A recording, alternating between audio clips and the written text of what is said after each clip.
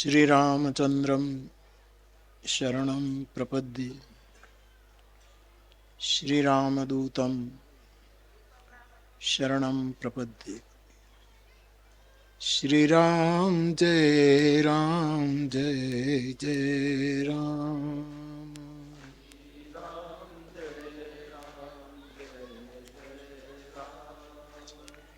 श्रीराम जय जय राम। श्रीराम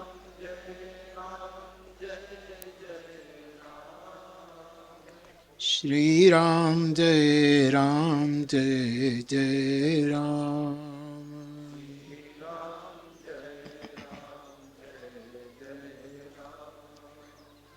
मंगल भवन अमंगल हारी। मंगल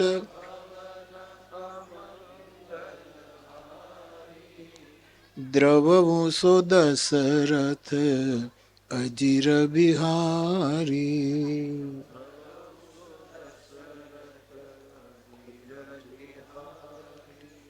श्रीराम जय जय राम।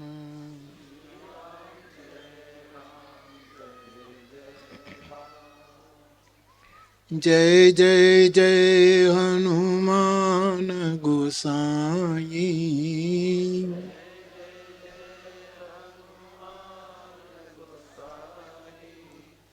कृपा करो गुरुदेव की नाई।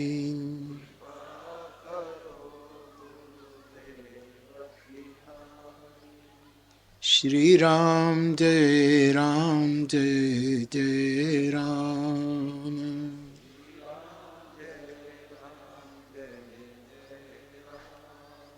श्री राम जय जय राम। श्री राम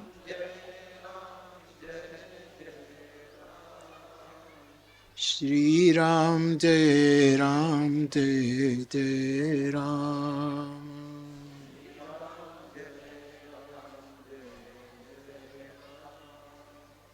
बोलिए हनुमान जी महाराज की। સૌ પ્રથમ જે ભૂમિ ઉપર જેમ હમણાં મારા પરમ સ્નેહી હરીશભાઈએ વાત કરી કે ધ્યાન સ્વામી બાપા પધાર્યા, સાધના કરી અને અહીં જ એમણે સમાધિ લીધી. એ સમાધિની ચેતનાને પ્રણામ કરું છું. આ સેંજળની ભૂમિને પ્રણામ કરું છું. સેંજળ ગામના ગ્રામજનો લગભગ બધી જ જાતિના ભાઈ બહેનો અહીં રહે છે, પણ વિશેષ ક્ષત્રિય સમાજ અહીંયા છે. એ ક્ષત્રિય સમાજે આ સેંજળની આ સમાધિની ખૂબ સેવા કરી. એવા સેંજળ ગામને ખૂબ ખૂબ સાધુવાદ આપું. ત્યાર પછી અમારું આ ટ્રસ્ટ, જેમના પ્રથમ મહંત હતા અખેગઢ મહામંડલેશ્વર વસંતદાસજી બાપુ, અને આખું ટ્રસ્ટી મંડળ અત્યારે એમના સુપુત્ર તુલસી બાપુ આ બધું સંભાળે છે. એની સાથે અનુપ બાપુ, મારા 4-5 ટ્રસ્ટીઓ, શામળદાસ બાપુ, અહીં સતત બેસીને આ સ્થાનની સેવા કરતા ગુણુ બાપુ અને અન્ય સૌ, એ બધાને પહેલાં સ્મરવું. જેમની વંદના આપણે સાથે મળીને આ વખતે કરી એ ફતેપુર ભોજલરામ બાપાનું જે સ્થાન ભોજલ ધામ, એમની આપણે વંદના કરી. એમના પ્રતિનિધિ વર્તમાન મહંત ભક્તિરામ બાપુને હું આ સ્થાનમાંથી પ્રણામ કરું. બાપુની સાથે દર વર્ષે આપણો ઉત્સાહ વધારવા માટે, આપણને ખૂબ જ આશીર્વાદ આપવા માટે જુદી જુદી દેહાણ જગ્યાઓમાંથી જે પૂજ્ય સંતો મહંતો આવે છે, એમાં અત્યારે જે મંચ ઉપર બિરાજમાન છે એ સૌ મારા પૂજ્ય ચરણો, એના ચરણોમાં વંદન કરું છું. આપ સૌ સંત મહંતશ્રીઓ, આપ સૌને પણ મારા ખૂબ ખૂબ પ્રણામ. અને અન્ય સૌ ભાઈ બહેનો, મારી પાસે પાકો આંકડો નથી, પરંતુ સમાધિના અમુક પ્રકારો છે. એમાં મારા સ્મરણમાં જે છે, અથવા તો મેં જાણ્યું હોય, જોયું હોય, થોડું ઘણું ક્યાંક વાંચ્યું હોય, વિદ્વાનોની સાથેના સંવાદમાં, અથવા તો સાધુ સંતોની પાસે બેસીને એના મૌનમાંથી કે એમની મુખરતામાંથી જે કંઈ થોડુંક પ્રાપ્ત કર્યું હોય, અથવા તો મારા સદગુરુ ભગવાન ત્રિભુવનદાસજી દાદા, એમની કૃપાથી જીવણદાસ દાદાની સમાધિ તલગાજરડામાં છે, એમની કૃપાથી, અને આ મારું મૂળ સ્થાન દાદાની સમાધિના પ્રતાપથી મને થોડુંક આવું સમજાયું. એ પહેલાં આપને કહું, સમાધિના કેટલા પ્રકારો. એક તો જડ સમાધિ હોય છે. જડ, જે મોટે ભાગે આપણા કોઈ પણ સાધુ એનું શરીર શાંત થાય એટલે આપણે એને પલાઠી વળાવી દઈએ છીએ. પછી હાથ પગ બધું બરાબર થાય કે ન થાય, પછી એમાં કોઈ સંચાર નથી. આપણી એક પવિત્ર પરંપરા છે. આવી કેટલી સમાધિઓ મેં જોઈ છે, મારા હાથે પણ આપી છે.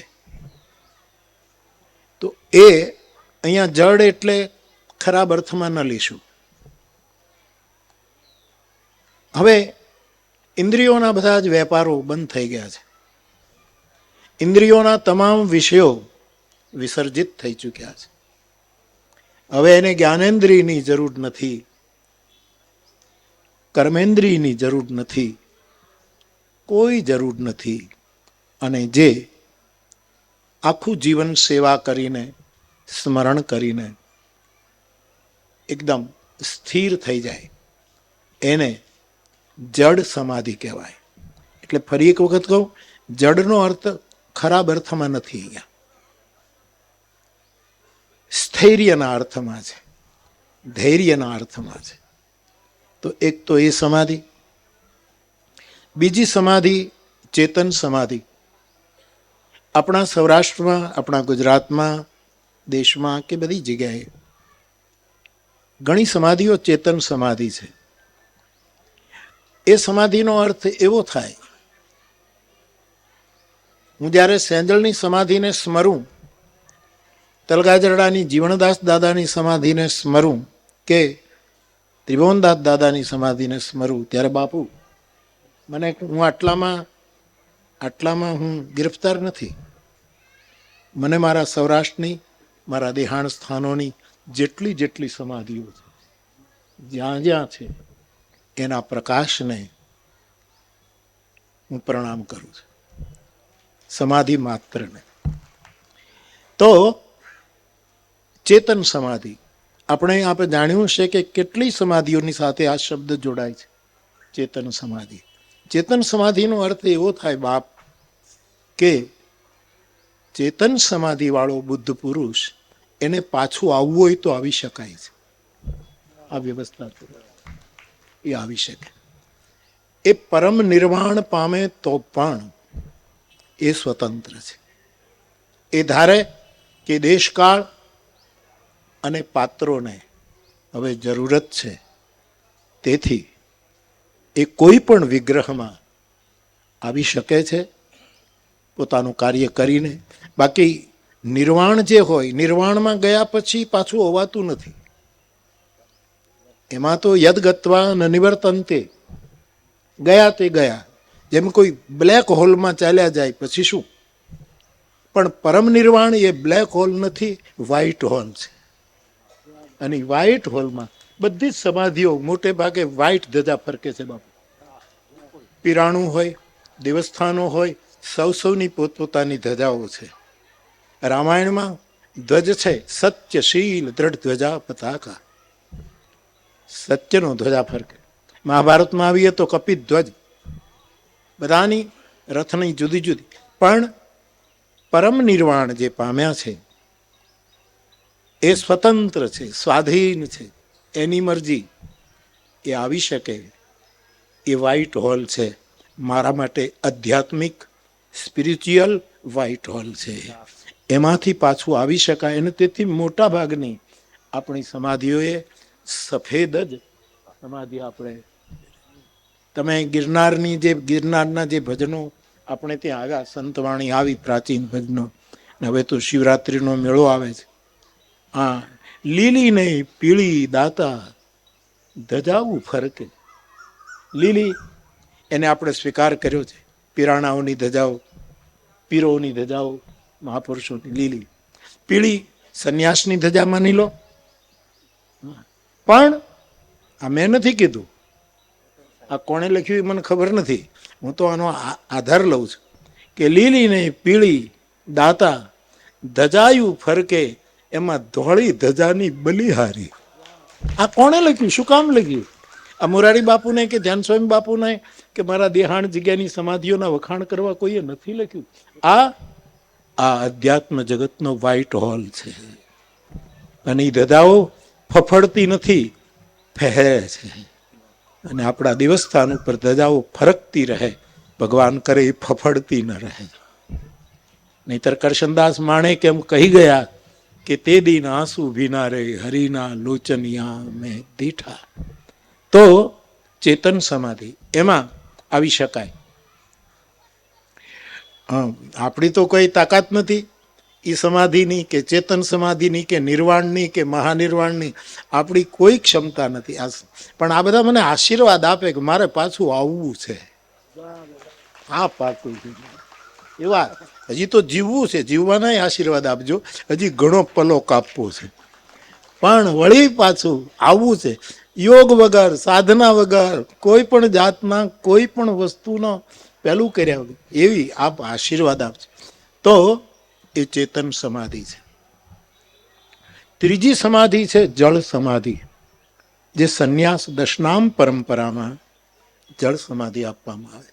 અમારા વિષ્ણુદેવાનંદગીરી, મારા દાદા ત્રિભુવનદાસ દાદાના લઘુબંધુ, જેમણે સંન્યાસ લીધો. મારે ભગવાનની કૃપા એવી થઈ કે મારે એક કિનારો માર્ગીનો અને એક કિનારો ગાર્ગીનો, વૈદિક પરંપરા.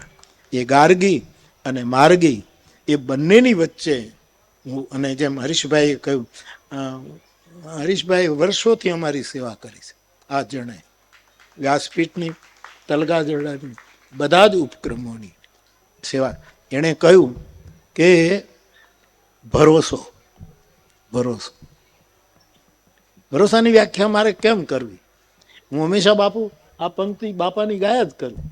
ભોજલ કે ભરોસો જેને ત્રિકમજી તાર. અને એ તો ગાયા કરું છું ને, મેં અનુભવ્યું છે, અનુભવ્યું છે.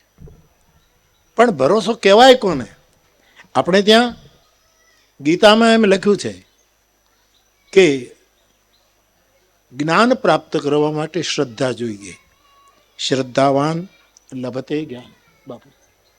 અને રામાયણમાં જ્ઞાન દીપનું જે વર્ણન છે ઉત્તરકાંડમાં, ત્યાં શું લખ્યું છે? સાત્વિક શ્રદ્ધા ધેનું સુહાય. શ્રદ્ધાથી જ જ્ઞાન આવે. આ પહેલી વસ્તુ.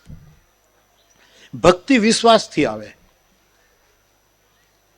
શ્રદ્ધાથી જ્ઞાન આવે, વિશ્વાસથી. બેનું વિશ્વાસ ભક્તિ નહીં. પણ ભરોસો ક્યાંથી આવે? આ મારા માટે પ્રશ્ન. અને જે ભરોસો શબ્દ મને મારા એક શબ્દકોશના અમુક શબ્દો છે, પરમ પ્રિય અથવા તો મારા વ્યક્તિગત માટે પરમ સત્ય એવા જે અમુક શબ્દ બ્રહ્મ છે, એમાંનો એક ભરોસો છે, એમાંનો એક સાધુ છે બાપુ. તુલસીદાસજીએ વિનય પત્રિકાનું એક પદ લખ્યું કે ભવસાગરની નાવ કઈ છે બાપુ? આ ભવસાગરમાં તો શુદ્ધ સંત કે ચરણ. તુલસીદાસજીને દેશકાળ પ્રમાણે શુદ્ધ શબ્દ વાપરવો પડ્યો, નહીતર ખાલી સંત શબ્દ વાપરી શક્યા હોત. પણ દેશકાળ પ્રમાણે શુદ્ધ સંત કે ચરણ. જો ત્યાં શરણ લખ્યું હોત તો શરણાગતિ એક જ હોય, શરણ એકનું જ હોય. પણ ચરણ શબ્દનો પ્રયોગ કર્યો તો ચરણ તો બાપુ બે હોય, એટલે ત્યાં ચરણ શબ્દમાં બે નો સંકેત છે. માણસના પગ તો બે હોય, તો ઈ ચરણ કયા? લખ્યું છે શુદ્ધ, એક જ ચરણ માટે શુદ્ધ શબ્દ વાપર્યો. પણ બીજા ચરણનું શું? એટલે અમે બેઠા હતા ત્યારે હું કહેતો હતો કે સાધુના બે ચરણ, એમાં એક શુદ્ધ અને બીજું બુદ્ધ. આ બે ચરણ, શુદ્ધ અને બુદ્ધ. અને આપણે ત્યાં શાસ્ત્રોમાં પણ શુદ્ધોસી બુદ્ધોસી નિરંજનોસી સંસાર માયા પરિવર્જિતોસી. આ શુદ્ધ બુદ્ધ શુદ્ધ. અને બુદ્ધનો માર્ગ ધ્યાનનો માર્ગ છે. ભગવાન જગતગુરુ આદિ શંકરાચાર્યનો માર્ગ એ યોગનો માર્ગ છે, સમાધિનો માર્ગ છે. અને તેથી આ બે ચરણ, બુદ્ધનું ધ્યાન અને શંકરની સમાધિ, એ આપણી બધી સમાધિઓ સાથે જોડાયેલી. એટલે સાધુ શબ્દ મારો બહુ જ પરમ પ્રિય, બહુ વિશેષણ મુક્ત સાધુ, જેની આજુબાજુ કંઈ ન હોય એવો સાધુ, એ મારું. એટલે ભરોસો શબ્દ મારો અત્યંત પ્રિય શબ્દ છે. તો વિશ્વાસથી ભક્તિ આવે, શ્રદ્ધાથી જ્ઞાન આવે, એ શાસ્ત્ર સંમત. પણ ભરોસો ક્યાંથી આવે? મને એવું લાગે છે કે જેની પાસે શ્રદ્ધા પણ નથી અને એના આધારે જ્ઞાન પણ નથી, વિશ્વાસ પણ નથી, અને એને લીધે મળતી ભક્તિ પણ, આ બેમાંથી કાંઈ નથી. એને એક જ વસ્તુનો ભોજલ કે ભરોસો. જ્યાં શબરી કહે મને કાંઈ ખબર નથી, મોટા મોટા ન જાનામિ યોગમ જપમ નૈવ પૂજામ નતો હમ સદા સર્વદા શંભુતુભ્યમ. એવું એક પરમ સાધુ કાગભૂસુંડીજીના ગુરુ એમ કહે છે. આ ભરોસો અવ્યાખ્ય છે મારી દ્રષ્ટિએ. જેને શ્રદ્ધા હોય એને જ્ઞાન મળશે, ગીતાએ કહ્યું. જેને વિશ્વાસ હશે એને. પણ આપણામાં કાંઈ નથી. આપણી શ્રદ્ધા ડગુમગુ. આપણી પાસે જે વિશ્વાસ છે એ તો આપણે વિશ્વાસઘાત માટે જ વાપર્યો છે, બીજા માટે વાપર્યો છે ક્યાં? વિશ્વાસઘાત કરો બધાને. इश्क की वो भी एक मंजिल थी, इश्क की वो भी एक मंजिल थी, हर कदम पर फरेब खाया गया, हरेक कदम पर ભજનાનંદીએ ધોખો ખાવો પડે છે, છેતરાવવું પડે. તો આ ભરોસો એ પેલું બેમાં નથી, જ્ઞાન નથી, ભક્તિ. આપણે નથી ક્યાંય કે નહીં વિદ્યા, નહીં બાહુબલ, નહીં ખર્ચન કો દામ, મોસમ પતન પતિત કો તુમપત રાખો રામ. ઈ શું છે? એ ભરોસો છે. તું મારું ધ્યાન રાખ, એ ભરોસો છે. તો જળ સમાધિ, ચેતન સમાધિ અને જળ સમાધિ.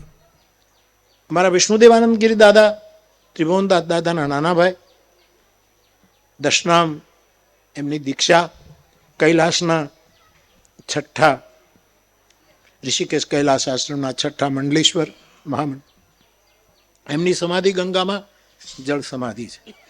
એ પણ આપણે ત્યાં એક વ્યવસ્થા છે, જળ સમાધિ. ચોથી સમાધિ છે ભૂમિ સમાધિ, જે અમને અપાય છે. આપણામાં અપાય ભૂમિ, કે ખાડો કરી અને એમને બેસાડી દેવામાં આવે. એ ધરા સમાધિ, ભૂમિ સમાધિ. એક આ સમાધિ. શાસ્ત્રોના આધારે એક સમાધિ છે નિર્વિકલ્પ સમાધિ, જેને નિર્વિકલ્પ સમાધિ જગતગુરુ શંકરાચાર્ય ભગવાન કહે છે, અને પોતે બોલ્યા છે અહમ નિર્વિકલ્પો, હું નિર્વિકલ્પ છું. એ પણ, પરંતુ આ બધું જ, આ સમાધિ તો છેલ્લું સોપાન, ત્યાં બેસી જવાનું. પણ આમાંથી કંઈ ન હોય તો રામચરિત માનસ એમ પણ કહે છે કેટલાય યોગીઓ માનસમાં એવા છે કે ભગવત ચરિત્ર સાંભળતા સાંભળતા ધ્યાન છોડી દીધા. એને ધ્યાન નથી કરવું. ચરિત સુનહી તજી ધ્યાન, એને ધ્યાન મૂકી દે કે નથી. આ શ્રવણ આજે કંઈક અમારા કાનમાં જઈ રહ્યું છે. હા, જેમ રસાયણ શબ્દનો પ્રયોગ કર્યો એવું કંઈક અમારા કાનમાં આવી રહ્યું છે. એની આગળ ધ્યાન દ્વારા પરમાત્માની પ્રાપ્તિ કરનારા કેટલાય સાધુઓએ ધ્યાનને જતું કર્યું. એટલું જ નહીં, નારદ અને સનકાદી આના જેવા સમાધિવાળા કોણ? આ બધા જ વ્હાઇટ હોલવાળા માણસો છે. નારદ ગમે ત્યારે આવી શકે, ગમે ત્યાં આવી શકે. એ બધા સનકાદિકો ગમે ત્યાં, જેની ઉંમર જ એટલી રહે, ઉંમરમાં કાંઈ ફરક ન પડે, ઉર્જા પણ એવી ને એવી.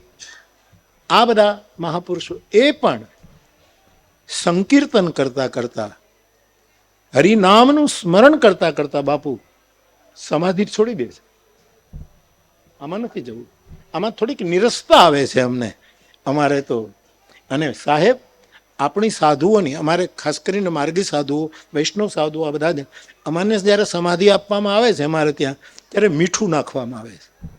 એના ઘણા કારણો છે, હું સમજી શકું કે માટીની સાથે મીઠું નાખવા. આ મીઠું શું કામ નાખતા હશે? અમારો સાધુ તો બાપુ રોટલા લેવા જતો, મારો અનુભવ છે, તાંબડી લઈને જઈએ, લોટ માંગવા જઈએ, તો જેને પાસે જઈએ એમ કહે કે થોડુંક નમક આપીએ. એનોય અમારે વેપ નહોતો. એટલે ઘી બાપુ આપે, માખણ આપે, એ તો દૂરની વાત છે, પણ ચપટીક નમક આપે. અને એ શરૂઆતમાં જે ગામમાંથી અમને રોટલાની સાથે નમક આપ્યું હોય, એ નમક સમાધિમાં બેસીએ ત્યારે પાછો ઢગલા બંધ સમાધિ. પણ એ નમક શું કામ? નમક એ રસનું પ્રતીક છે, એ રામ રસ છે. એને આપણે રામ રસ કહ્યું. એટલે સાધુની સમાધિ રસમય સમાધિ છે. નમકના ગુણો દ્વારા એનું શરીર થોડુંક સુરક્ષિત રહે, દુર્ગંધ ન મારે, એવા બધા જ કારણો હશે. પરંતુ નાના ઘરની વસ્તુ આપણે સ્વીકારતા નથી બાપુ. નમક છે ને મોટા ઘરની વસ્તુ છે. સમુદ્રને ઘેરથી આવેલી ભિક્ષા છે, એ કોઈ સામાન્યના ઘરના ખેતરના ખળામાંથી આવેલી વસ્તુ. સમુદ્રનું જે એટલે કે ભગવાનનું ચરિત્ર ગાયન, એનું નામ ગાયન, એની લીલાનું વર્ણન, એના ધામનો અનુભવ આ જ્યારે જ્યારે આવ્યું ત્યારે મોટા મોટા યોગીઓએ, સનકાદિક અને નારદ જેવા યોગીઓએ સમાધિ. ભગવાન શંકર તો અખંડ સમાધિમાં રહે, અખંડ. છતાંય એને ક્યાંય સ્વરવું નહીં, સમાધિમાં ચિત્ત ન લાગ્યું, બહાર આવ્યા, વળી આમ. અને છેવટે નીલગિરી પર્વત ઉપર જઈને તબ કછુકાલ મરાલ તનુ ધરી તહ કિન્હ નિવાસ, હંસનું રૂપ લઈ અને કાગડો કથા કરે ને એક પરમહંસ છેલ્લી પંક્તિમાં બેઠો બેઠો કથા સાંભળે. આ બધા મહાપુરુષો નિરંતર સમાધિમાં હોવા છતાંય નામને લીધે રસપૂર્વક સંકીર્તન માટે એ બધા સમાધિમાંથી બહાર આવ્યા. તો એક સમાધિ એવી પણ, એક નિર્વિકલ્પ સમાધિ. અને આ બધી ઊંચી વાતો છે, પણ હવે થોડાક ધરા ઉપર આવી જઈએ.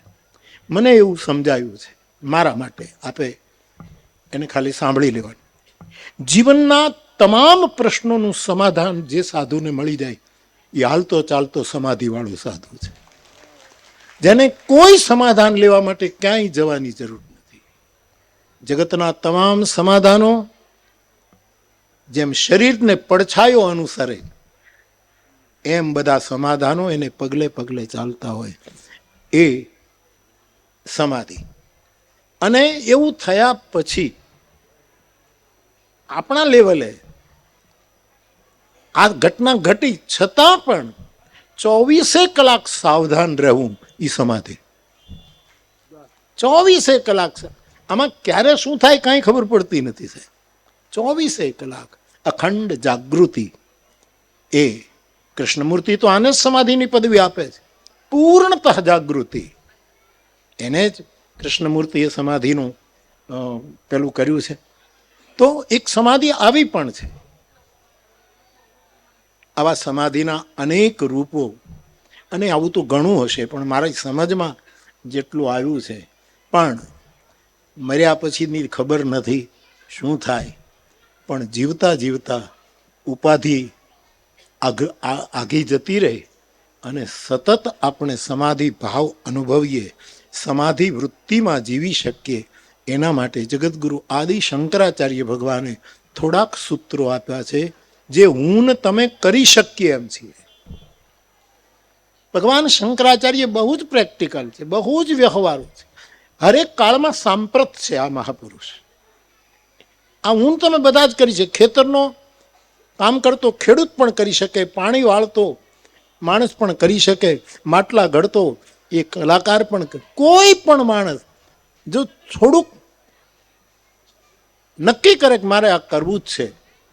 કારણ કે સમાધિ ક્યારે આવે?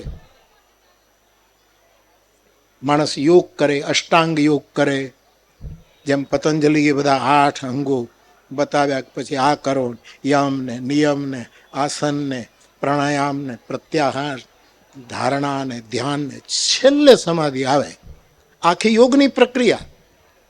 પરંતુ જગદગુરુ શંકરાચાર્ય ભગવાને મારા ને તમારા જેવા માટે એક થોડાક સૂત્રો આપ્યા છે. એ મને સરળ લાગે છે, આપણે કરી શકીએ એવું છે જો કરવું હોય તો. એક, યોગસ્ય પ્રથમમ દ્વારમ. જગદગુરુ આદિશંકર કહે, યોગનું, જેનાથી સમાધિ સુધી પહોંચી શકાય, એનો પહેલો દરવાજો વાક નિરોધ, વાણીનો નિરોધ કરવો.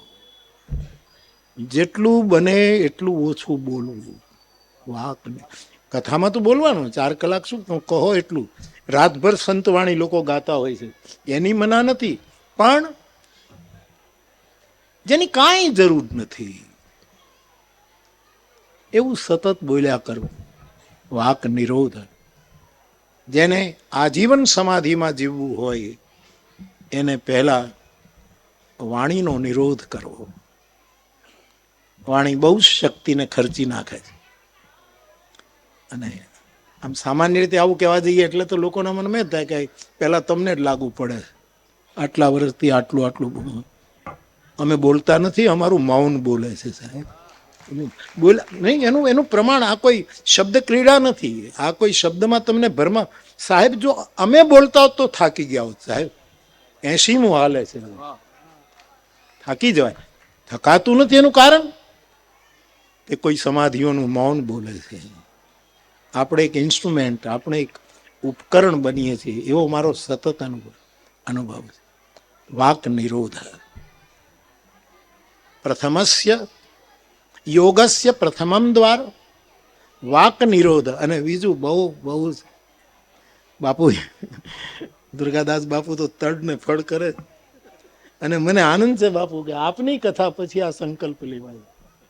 પ્રક્રિયા તો ચાલતી હતી, પણ આવું કંઈક કરીએ એ આપના સ્થાન જે બીજ પડ્યું હતું એને જળ સિંચ્યું. અને આ સંકલ્પ બાપુએ કહ્યું, અત્યારે અમારા બધા આશ્રમો બહુ સમૃદ્ધ છે. અને છે. કેટલી જમીન છે કોની પાસે?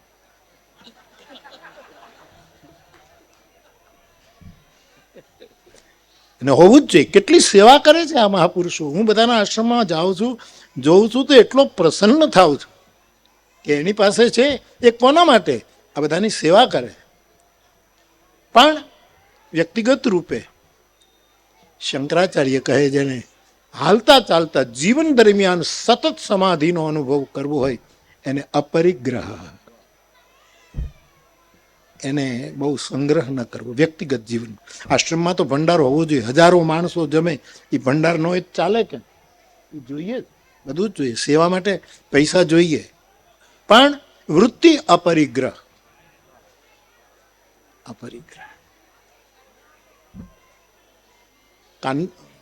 અમારે કાનદાસ બાપુ સમર્થ ભજની, દ્વારકાનો આશ્રમ, કાનદાસજી બાપુ. હું ગયો એટલે પહેલા ગયેલો ત્યારે આશ્રમ થોડોક નાનો હતો. બીજી વખત ગયો તો બહુ મોટો વિશાળ આશ્રમ કરી નાખ્યો. એટલે મેં કહ્યું, બાપુ આશ્રમ તો બહુ મોટો થઈ ગયો, કે વાલા વાળવાનું વધાર્યું છે, હાથી સિવાય બીજું કાંઈ બધું વાળવાનું આવા એને આ બધું હોવું જોઈએ, ધ્યાન રાખો, મારો સંકેત આપ.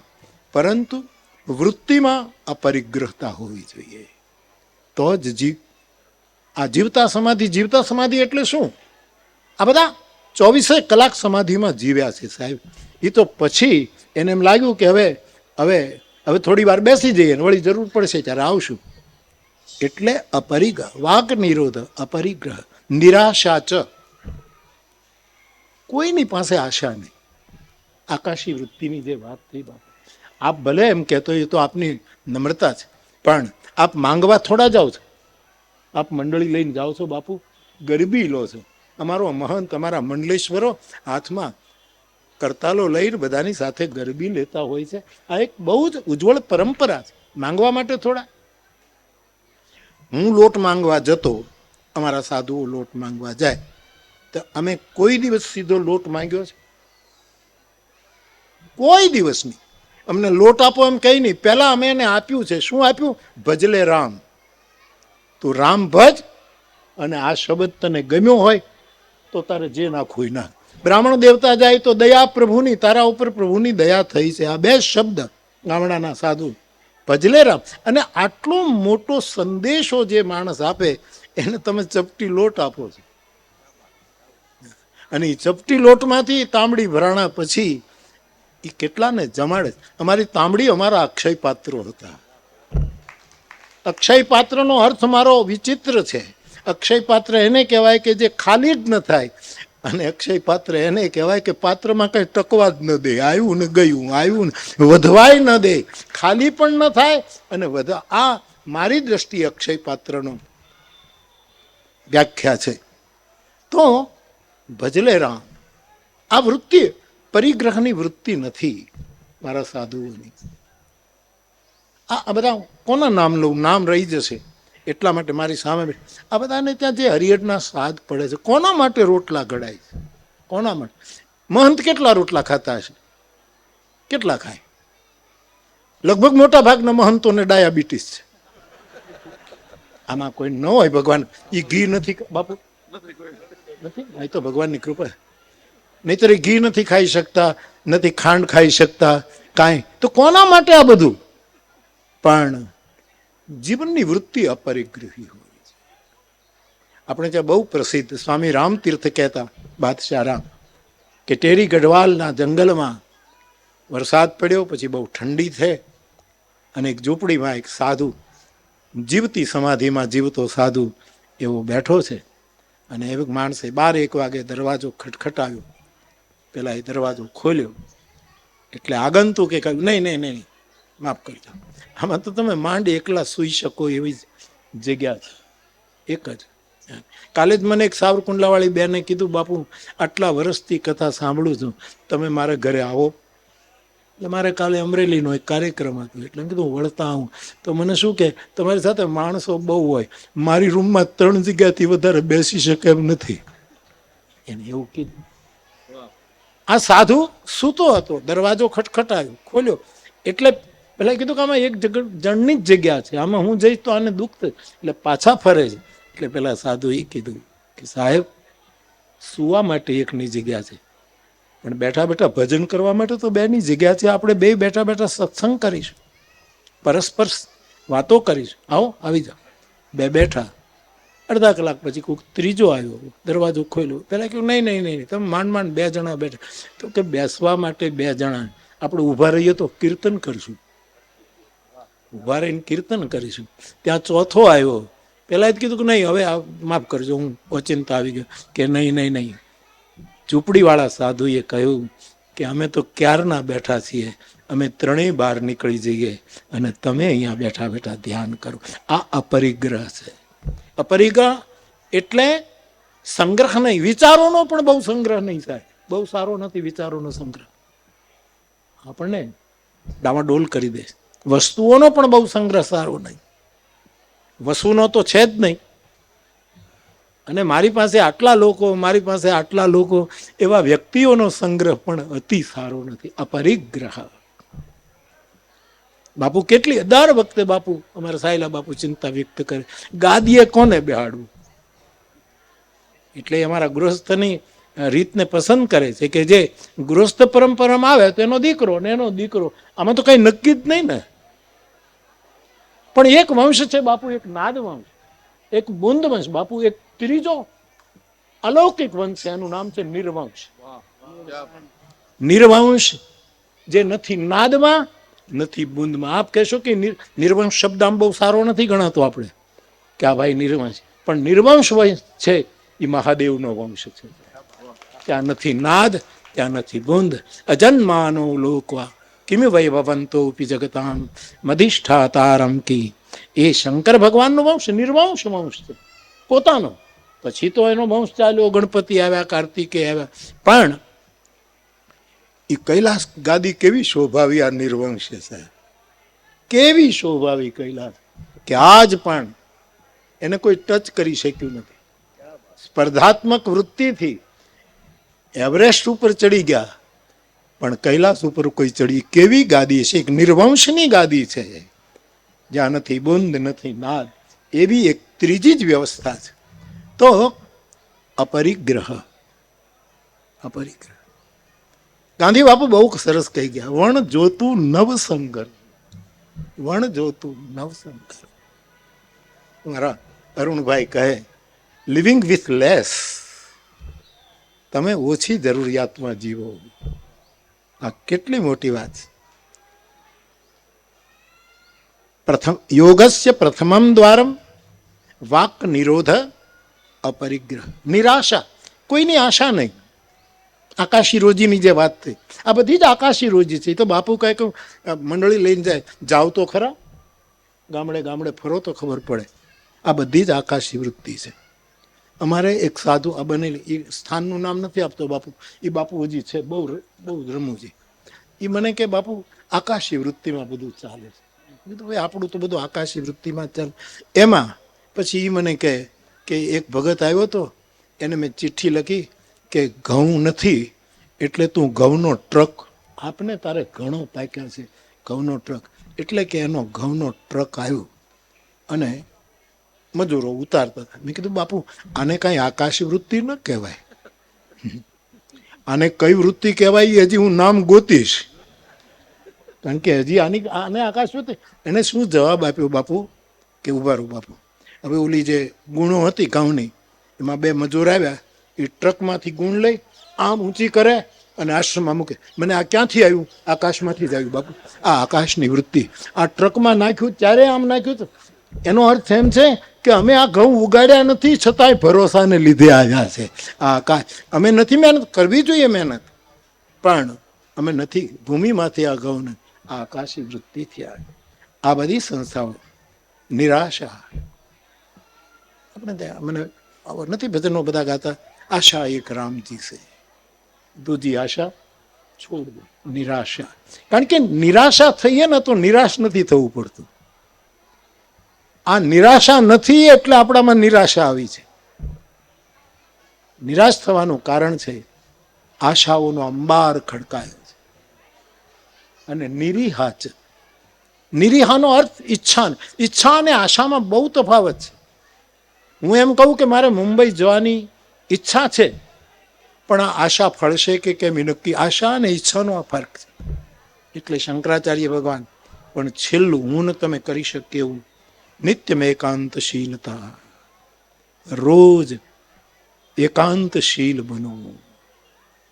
અનુભવીને એટલું કે એકાંતમાં રહેવું, સમરવા શ્રી હરિને અને કોઈને કાંઈ ન કહેવું.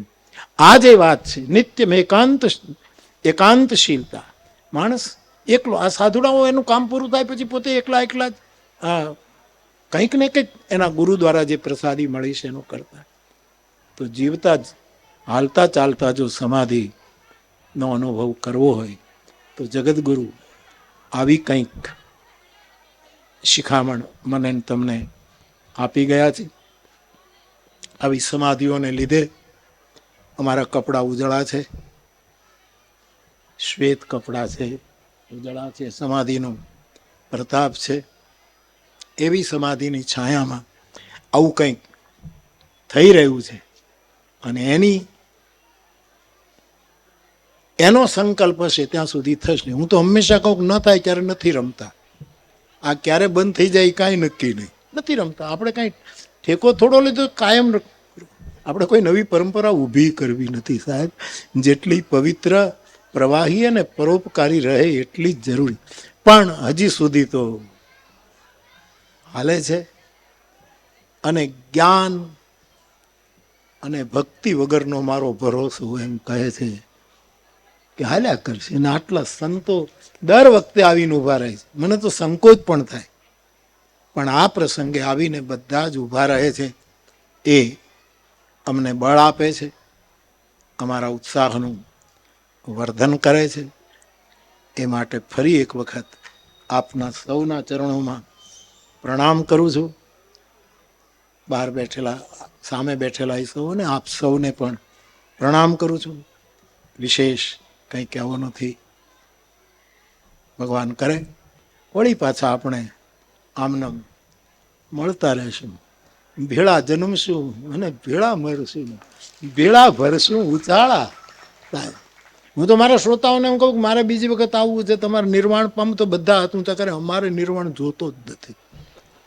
હરિના જન તો મુક્તિ ન માંગે, માંગે જન્મ જન્મ અવતાર. શું કામ? નિત્ય સેવા. કઈ સેવા સંતો કરે છે? તે નિત્ય સેવા અને નિત્ય કીર્તન ઉત્સવ નિરખવા નંદકુમાર. ભક્તિ એક એવો પદાર્થ જે ભૂતળ ઉપર જ છે, સ્વર્ગમાં નથી, બીજે ક્યાંય. ભૂતળ ભક્તિ પદાર્થ મોટું બ્રહ્મલોકમાં તો છે જ નહીં, ત્યાં તો છે જ નહીં, અહીંયા છે. એવું આપણે તો વારંવાર આવી, કારણ કે કેટલી સરસ સૃષ્ટિ છે સાહેબ. મને ખબર નથી પડતી કે અમુક સાધુઓ કેમ કંટાળી ગયા નથી, કે આમાં કાંઈ નથી ને આમાં કાંઈ નહીં. કેમ કેમ આટલી સુંદર નદીઓ, આટલા વૃક્ષો, આટલા રંગબેરંગી ફૂલો, આટલું સુંદર આકાશ. અમાસની રાત્રિ હોય ને, વરસાદની સિઝન ન હોય ને, વાદળા ન હોય, ત્યારે આમ આમ હીરા કણીઓના હાથ ઉઘડી ગયા હોય આકાશમાં.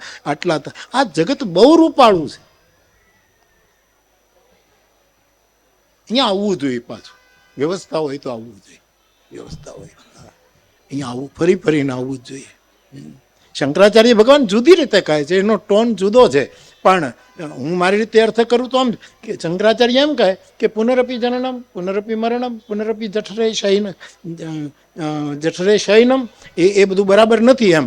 એ કે આ બધું જન્મવું મરવું, વળી પાછા 9 મહિના કોઈના ગર્ભમાં રહેવું. પણ કોઈ એવા કોઠાથી જન્મ મળ્યો હોય ને, તો ફરી ફરીને જન્મવાની ઈચ્છા થાય, ફરી ફરીને મરવાની ઈચ્છા થાય, અને ફરી ફરી એવી માના પેટમાં શયન કરવાની પણ ઈચ્છા થાય. એમાંથી જાગૃત. હું તો એવું માંગુ કે આવું કંઈક થાય. આપ સૌ બધા ખરેખર બોલવા માટે નથી કહેતો. મને હરીશભાઈ તો મારો સ્વભાવ જાણે છે, વર્ષોથી મારી સાથે જોડાયેલા છે, એટલે મારો સ્વભાવ એ રજૂ કરે. મને ખબર નહીં, આ દેહાણ એ જગ્યાઓ ગજબ છે બાપુ. મેં બાપુ તમે એટલું તો સ્વીકારશો ને, મેં આશ્રમો નહીં જોયા હો.